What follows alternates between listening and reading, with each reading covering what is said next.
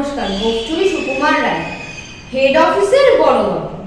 লোকটি বড় শান্ত, তার যে এমন মাথার ব্যামো কে কখনো জানতো?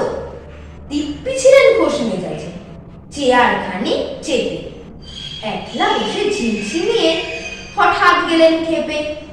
আটকে উঠে হাত পা ছুড়ে চুপটি করে গোল হঠাৎ বলেন, গেলুম গেলুম, আমায় ধরে তোল।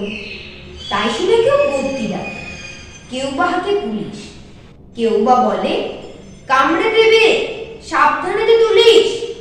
ব্যস্ত সবাই এদিক ওদিক করছে ঘোরাঘুরি।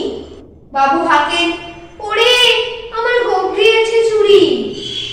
খুব হারানি, আজব কথা, তাও কি হয় সত্যি? খুব চলে তো তেমনি আছে, কমেনি এক রত্তি।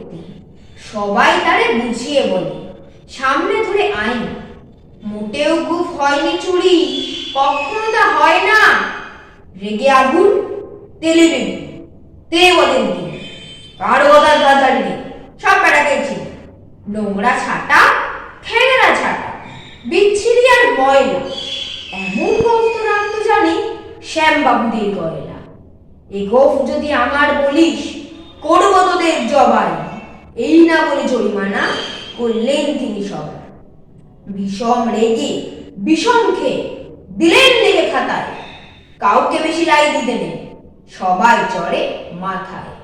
আফিসের এই বাদরগুলো মাথায় খালি কবর। খুব চূড়াতে কোথায় গেল কেউ রাখে না খবর। গোফকে বলে তোমার আমার, গোফ কি কারো কেনা?